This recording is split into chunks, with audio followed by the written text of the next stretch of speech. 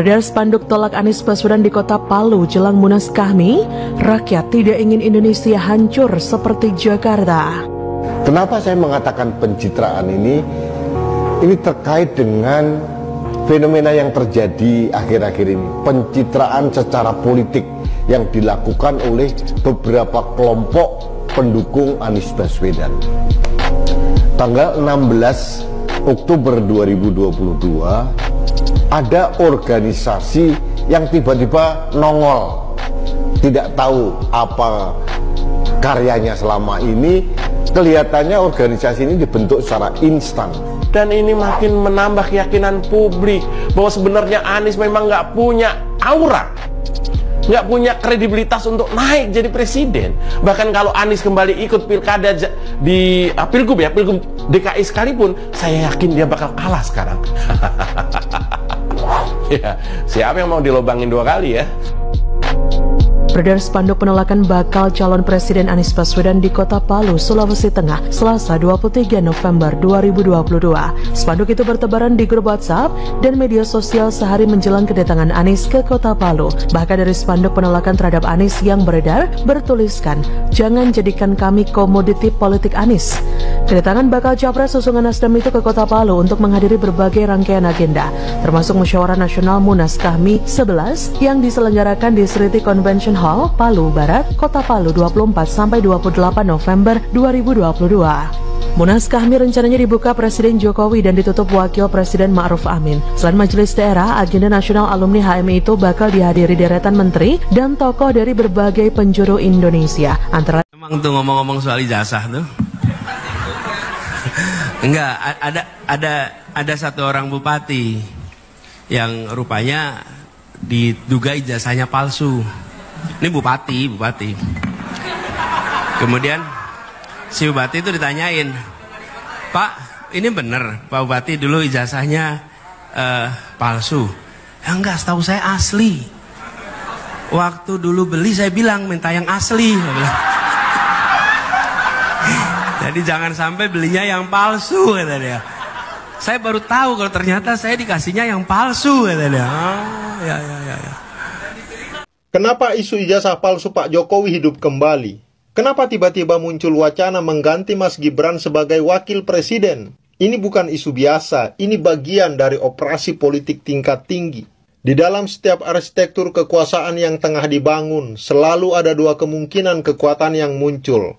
Yang pertama, kekuatan yang membangun fondasi, dan yang kedua, kekuatan yang mencoba mencari retakan untuk meruntuhkannya. Hari ini kita menyaksikan dinamika ini bekerja di sekitar Pak Jokowi, mantan kepala negara yang telah menyerahkan tongkat estafet kekuasaan namun belum selesai diserang. Serangan terhadap Pak Jokowi dan Mas Gibran bukan sekedar polemik individual. Ia adalah cerminan dari operasi politik besar yang menggunakan instrumen legitimasi moral dan keadilan prosedural, namun sesungguhnya menyimpan ambisi kekuasaan terselubung.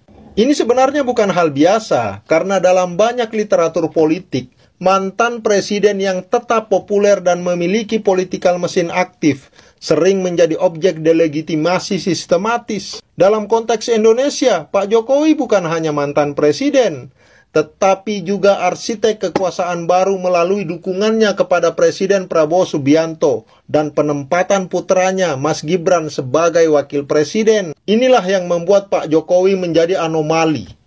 Ia telah melepas jabatan, tetapi belum kehilangan pengaruh.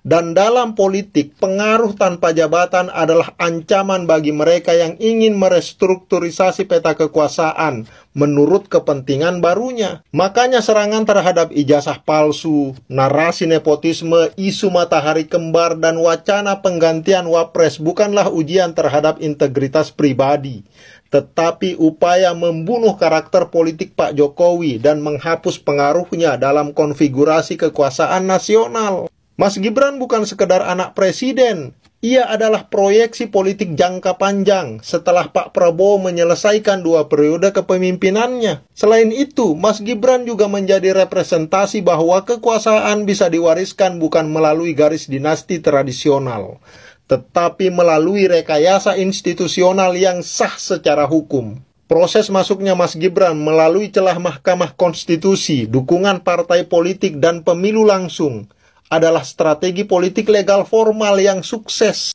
Tapi sukses ini tidak bisa diterima oleh semua pihak. Mas Gibran menjadi sasaran karena ia mewakili 3 hal yang menakutkan bagi sebagian elit.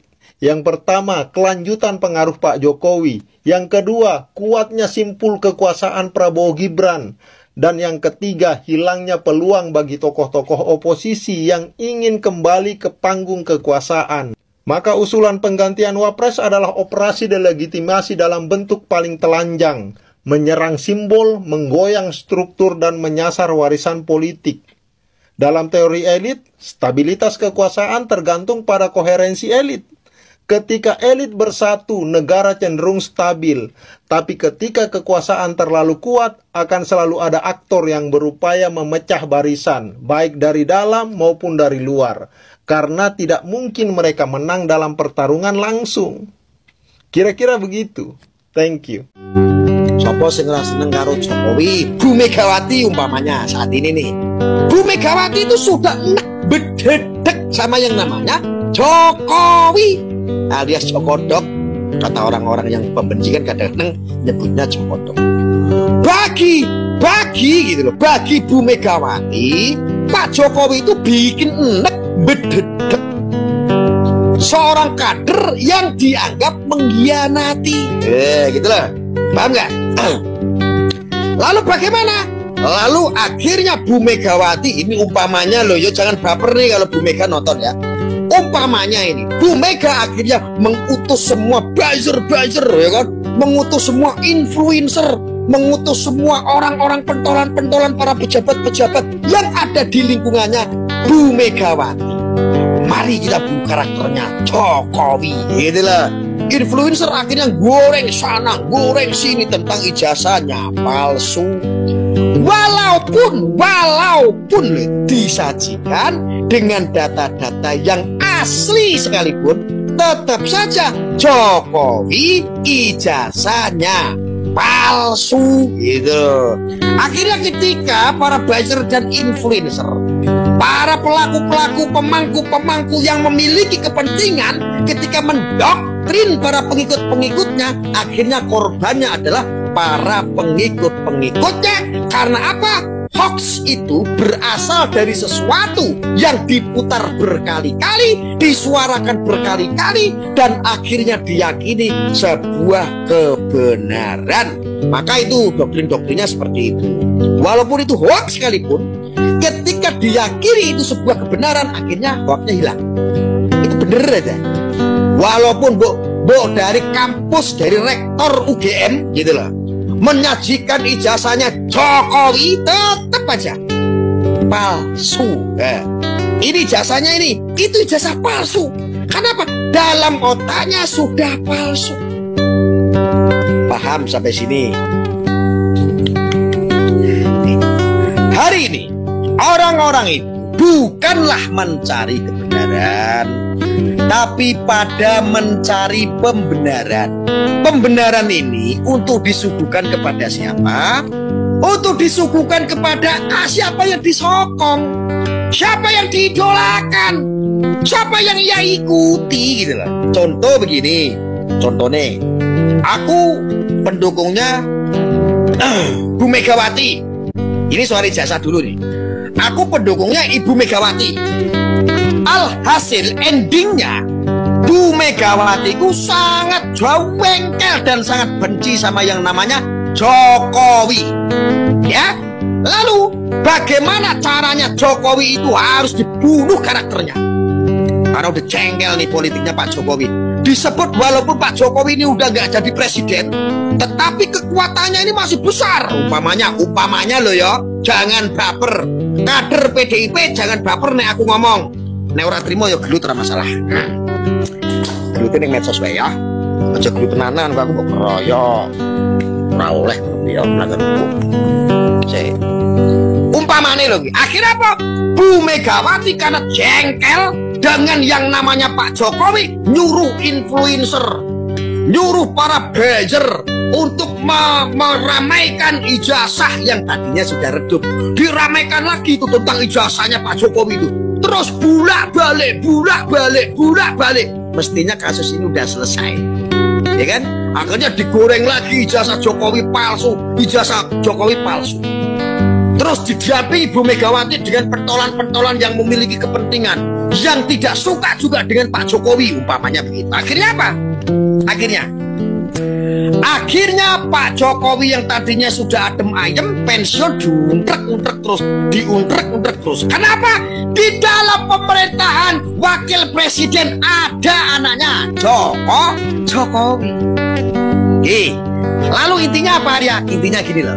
Masih kuwi ijazah Presiden Jokowi, mantan presiden maksud saya. Masih kuwi ijazahnya asli, tetap saja dianggap palsu. Seumpamanya Pak Jokowi menghadirkan ijazah, ini ijazah SD saya, tetap bagi pembencinya juga palsu. Walaupun rektor kampus UGM pun menyampaikan bahwa Pak Jokowi betul kuliah di sini, ini ijazahnya, tetap saja palsu. Paham apa enggak? Paham enggak? Cok tenan iki ya. Diomongit mau ngangge urat ini nek ngomong kayak ora paham-paham, kampleng isisan kowe kok. Paham apa ora? Angel men kan iki. Ya, ngono loh. Lalu bagaimana kalau mereka nggak percaya? Juga percaya. Karena apa? Hari ini manusia bukanlah lagi memiliki jati diri bangsa. Manusia sekarang, bangsa Indonesia, pada kehilangan jati diri bangsa. Ketika orang sudah kehilangan jati diri bangsa, hawane gelut. Ketika manusia sudah kehilangan jati diri bangsa, maka hawane perpecahan, perang. Kenapa? Hilangnya jati diri bangsamu, hei kampret.